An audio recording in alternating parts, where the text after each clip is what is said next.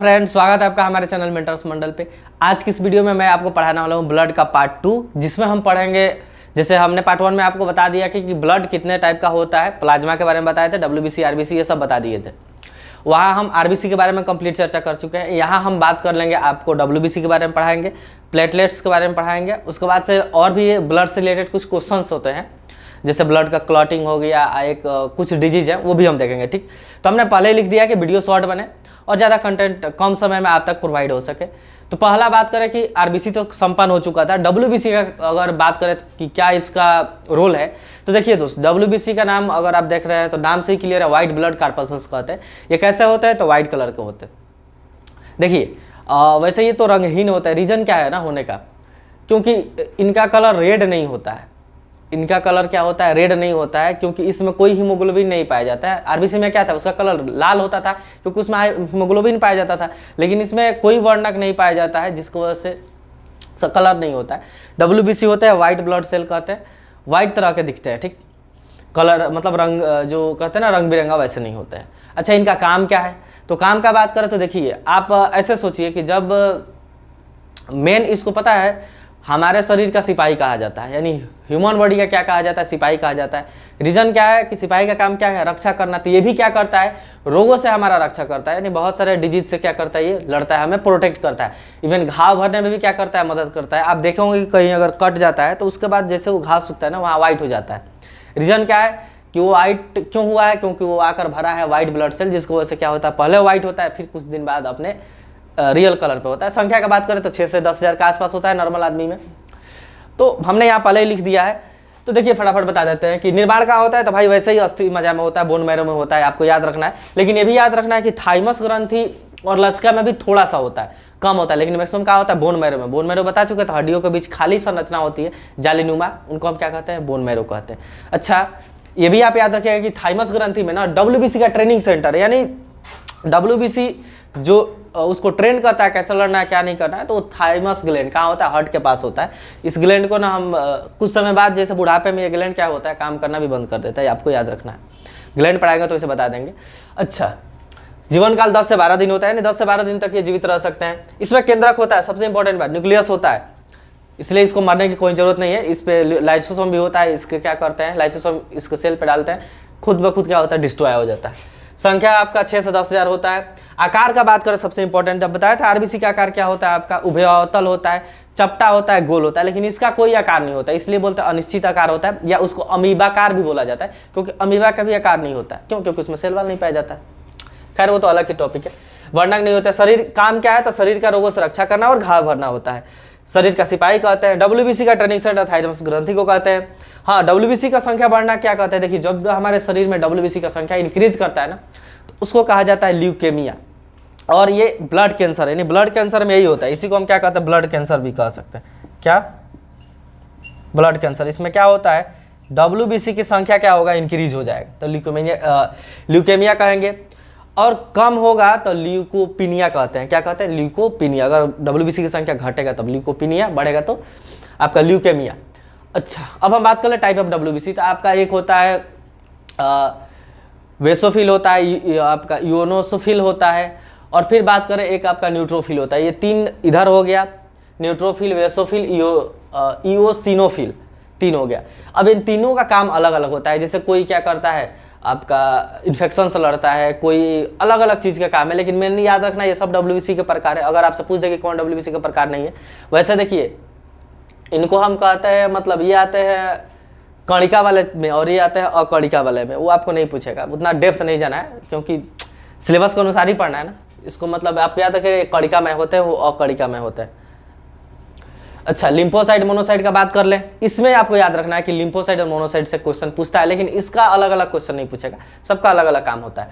तो फर्स्ट आपका बात कर ले लिम्फोसाइट, तो आपको याद रखना है कि ह्यूमन ब्लड का सबसे अगर छोटा सेल है ना, कौन है, तो आपको याद रखना है लिम्फोसाइट है। और ह्यूमन ब्लड का सबसे बड़ा सेल आपसे पूछे तो मोनोसाइट याद रखिएगा। ये सब WBC के क्या है, प्रकार है, मोनोसाइट। अच्छा, लिम्फोसाइट का काम क्या है, तो देखिए लिम्फोसाइट क्या करता है, आपको मोनोसाइट क्या करता है, घाव भरता है और बाहरी रोगाणु को भक्षण करता है। रोगाणु यानी बाहरी जो भी चीज हमको क्या करते हैं, हानि पहुंचा रहे हैं, उनको क्या करता है, उसका भक्षण कौन करेगा, आपका मोनोसाइट करेगा। और क्या करता है, घाव हो जाता है, उस घाव को कौन भरता है। तो देखिए इस तरह अगर आपसे पूछे घाव कौन भरते हैं तो WBC आंसर मारिए। लेकिन अगर पूछ दे WBC ऑप्शन में ना रहे तो आपको उस ऑप्शन में क्या दिखेगा, मोनोसाइट दिखेगा, तो मोनोसाइट मारिएगा। मोनोसाइट क्या है, शरीर का सबसे बड़ा, ब्लड का सबसे बड़ा सेल होता है, ठीक, नाम है मोनो लेकिन है सबसे बड़ा, याद रखना है। अच्छा, लिम्फोसाइट का बात करें तो देखिए लिम्फोसाइट जो शरीर में एंटीबॉडी का निर्माण, जैसे हमारे बॉडी में, हमारे शरीर में क्या होता है, रोग से लड़ने का जो क्षमता डेवलप होता है ना, जिसको एंटीबॉडी कहते हैं, तो एंटीबॉडी से सब कोई फेमस हो गया कोरोना की वजह से। रोग के प्रति लड़ने का शरीर का जो क्षमता है उसको हम क्या कहते हैं, एंटीबॉडी कहते हैं। इसी एंटीबॉडी क्या करता है, इंक्रीज करता है, कौन, तो आपका लिम्फोसाइट। और आपको एक और बात बताया कि जब एड्स होता है, एड्स क्या है, एक आपका संक्रमण वाला, मतलब सेक्सुअल ट्रांसमिशन वाला डिजीज है। तो इसमें जब एड्स होता है ना, तो पता है आपको देखा होगा कि जिसको एड्स हो जाता है उसको कोई रोग हो जाएगा तो फिर ठीक नहीं होता है। रीजन क्या है, क्योंकि रोग कोई होता है ना, मान लीजिए हमको खांसी हो, बुखार हो, कोई भी चीज़ हो, तो उस रोग को लड़ने के लिए कौन आता है, WBC आता है। WBC में कौन आपका आता है, लिम्फोसाइट आता है। लेकिन जब आपको एड्स होगा ना, आपके शरीर में एड्स के वायरस चले जाएंगे, तो ये जो वायरस होते हैं एड्स के ना, ये इस आपका लिम्फोसाइट को ही क्या करते हैं, किल कर देते हैं। सोचिए, जो अलग अलग तरह से क्या करता है, शरीर का एंटीबॉडी बनाता है अलग अलग बीमारी से लड़ने के लिए। एक ऐसा वायरस है कि जो वो बनाता है उसी को मार देता है, यानी ना रहेगा बांस ना बाजेगी बांसुरी। जो एंटीबॉडी बना रहा है उसी को किल करता है। तो लिम्फोसाइट को ही मार देता है कौन, एड्स के वायरस। इसलिए जब एड्स हो जाता है ना किसी को, तो कोई बीमारी होगा तो वो फिर ठीक नहीं होता है, क्योंकि उसका एंटीवायरस जो है, एंटीवायरस आ गया, एंटीबॉडी बनाने का जो कैपेसिटी वो डाउन होने लगता है, ठीक है। वैसे अलग अलग एड्स के बारे में है कि कुछ दवाइयों के सीक्वेंस से आदमी को एड्स हो भी जाता है, तभी आदमी ठीक रह सकता है, खत्म नहीं हो सकता है। तो एंटीबॉडी बनाता है एड्स के वायरस, इसी को क्या करते हैं, किल कर देते हैं। ये घाव भरता है सबसे छोटा बड़ा, ठीक है। अब हम बात कर लेते हैं ब्लड प्लेटलेट का। तो इसका काम अगर प्लेटलेट्स का कर दे, तो आप देखे होंगे डेंगू में हर लोग इसका नाम सुने हैं। तो ये क्या करता है ना, सबसे इंपॉर्टेंट है कि ब्लड को गाढ़ा बनाता है। ब्लड पानी के जैसा ना, वो गाढ़ा बनाता है कौन, प्लेटलेट। और क्या करता है, तो ब्लड क्लॉटिंग, जब हमारा शरीर हाथ कहीं से कट जाता है तो खून का बहाव होता है, उस बहाव को कौन रोकता है, तो उस बहाव को रोकता है आपका प्लेटलेट्स। कौन रोकता है, प्लेटलेट्स रोकता है। इसमें केंद्रक नहीं पाया जाता, आपको याद रखना है। संख्या कितना होता है, 1.5 से 4.5 लाख पर क्यूब mm, ठीक है, मिलीलीटर। जीवन काल कितना होता है, तो यही 10 से 13 दिन के आसपास इसका भी क्या होता है, जीवन काल होता है।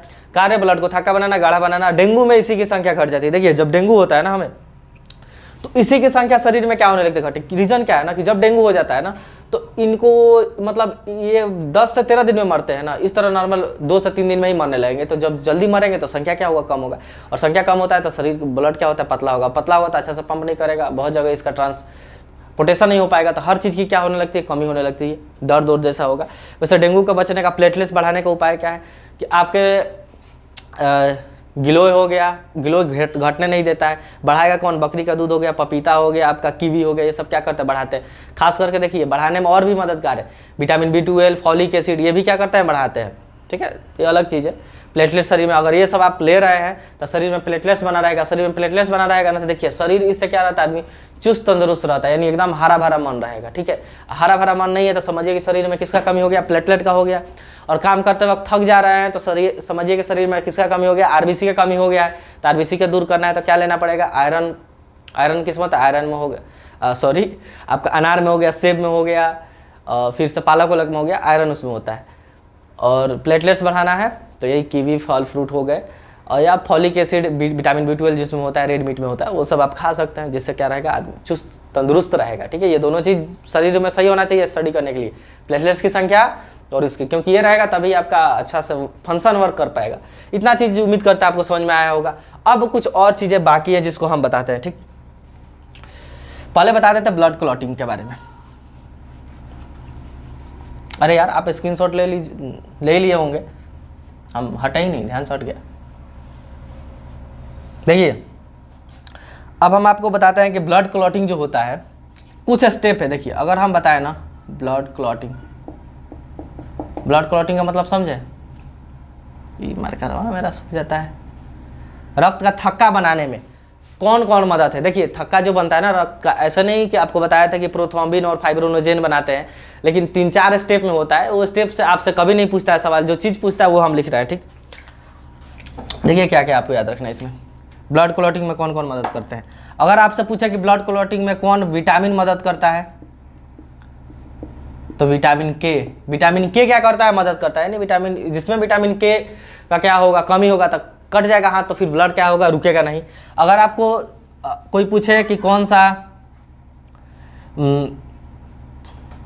प्रोटीन मदद करता है,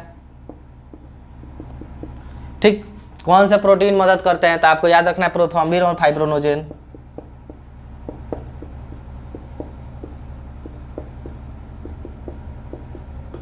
फाइब्रिनोजेन बताया था ना आपको।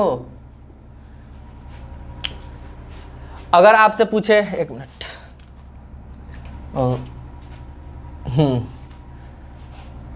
ये हो गया, कौन सा धातु या तत्व मदद करते हैं ब्लड क्लॉटिंग में, तो आपको क्या याद रखना है, कैल्शियम। क्या याद रखना है इसमें, कैल्शियम। कैल्शियम जो होता है ना, ये क्या करता है, ब्लड क्लॉटिंग में मदद करते हैं। आप देखे होंगे कि जब कट उठ जाता है तो वहाँ अगर चूना रख दीजिएगा, चूना रख के दाब दीजिएगा, तो कुछ समय बाद क्या होता है, ब्लड का क्लॉटिंग हो जाता है। क्यों? क्योंकि चूना में क्या होता है, कैल्शियम हाइड्रोक्साइड होता है, कैल्शियम का मात्रा उसमें होता है, जिसकी वजह से क्या होता है, ब्लड आसानी से क्लॉट हो जाता है।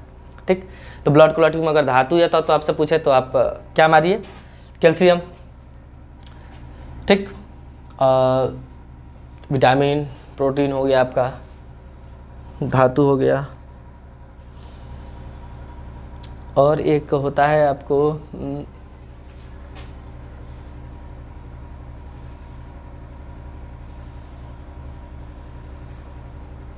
अच्छा, देखिए अब बता देते हैं एक रोग के बारे, हिपेरिन के बारे में जान लीजिए थोड़ा सा।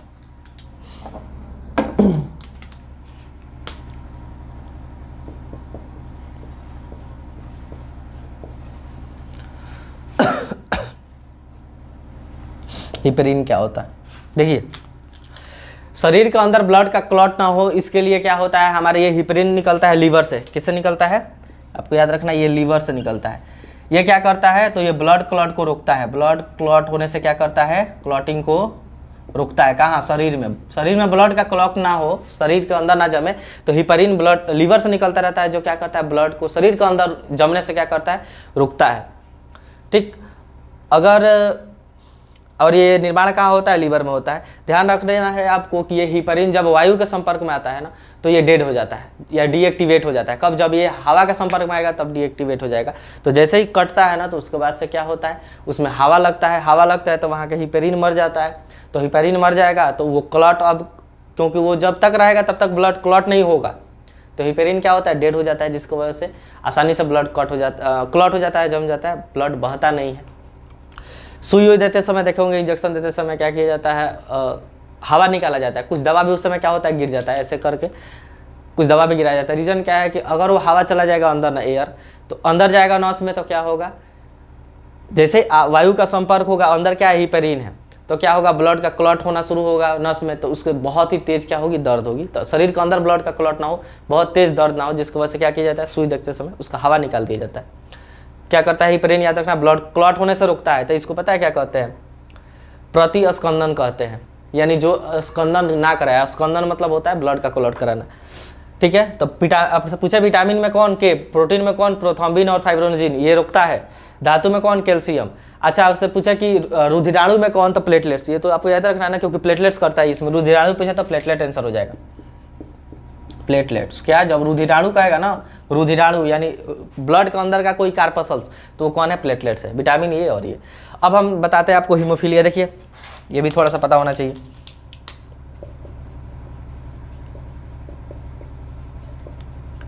हीमोफीलिया एक डिजीज है जिसमें क्या होता है, ब्लड का क्लॉटिंग नहीं होता है। यानी अगर कट के खून बहने लगा तो फिर वो खून रुकेगा नहीं।